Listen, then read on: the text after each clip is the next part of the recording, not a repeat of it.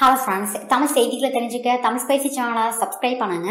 இப்போ திருவாரூர் இடைத்தேர்தல் குறித்து திமுக தினகரன் கட்சியெல்லாம் வேட்பாளர்களை அறிவிச்சிட்டாங்க. தினகரன் வேட்பாளர் அறிவிக்கிறதுக்கு முன்னாடியே சிறையில் இருக்க சசிகலாவை போய் மீட் பண்ணி திருவாரூர் இடைத்தேர்தல் குறித்தும் வேட்பாளர் காமராஜை அறிவிச்சிருக்கோம் அப்படின்றத பத்தியும் பேசியிருக்காங்க. சசிகலா என்ன சொல்லியிருக்காங்கன்னா, திருவாரூர் தொகுதியில நம்ம கட்சி போட்டியிட வேணாம் அப்படின்ற மாதிரி தான் சொல்லியிருக்காங்க.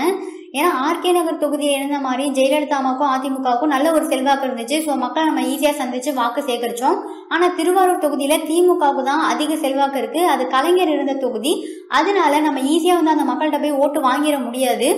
அதுவும் இந்த திருவாரூர் தொகுதியில அதிமுகவும் திமுகவை தோற்கடிக்கணும் அப்படின்னு முழு பலத்தோட மோதுவாங்க. திருவாரூர் தொகுதி இடைத்தேர்தலை மட்டும் நம்ம தோத்துட்டோம்னா தொடர்ந்து அரசியல்ல சரிவுகளை சந்திச்சுட்டு வர்றதுனால மக்களுக்கு நம்ம கட்சி மேல நம்பிக்கை இழந்துருவாங்க. இதனால நம்ம அடுத்தடுத்த தேர்தல்களை சந்திக்கும் போது அது நமக்கு மிகப்பெரிய பின்னடைவா இருக்கும் அப்படின்னு சசிகலா தெரிவிச்சிருக்காங்க.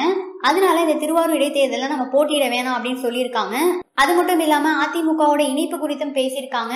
இதற்கு தினகரன் என்ன சொல்லியிருக்காங்கன்னா, ஆர்கே நகர் தொகுதி மாதிரி திருவாரூர் தொகுதியிலையும் அம்மா மக்கள் முன்னேற்ற கழகம் கட்சியானது கண்டிப்பா வெற்றி பெறும். அதிக வாக்குகள் வித்தியாசத்துல திருவாரூர் தொகுதியில அம்மா மக்கள் முன்னேற்ற கழகம் வெற்றி பெற வச்சு காட்டுறேன் அப்படின்னு சசிகலா கிட்ட தினகரன் சவால் விட்டுருக்காங்களாம். இந்த ஒரு விஷயத்துல மட்டும் என் போக்கில விட்டுருங்க, இந்த திருவாரூர் இடைத்தேர்தலை மட்டும் நான் தோத்துட்டேன் அப்படின்னா அதிமுகவோட இணையறதுக்கு நான் சம்மதம் தெரிவிக்கிறேன் அப்படின்னு சசிகலா கிட்ட தெரிவிச்சிருக்காங்க.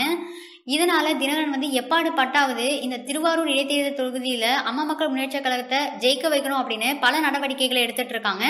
இந்த வீடியோ உங்களுக்கு பிடிச்சிருந்தா லைக் பண்ணுங்க, ஷேர் பண்ணுங்க.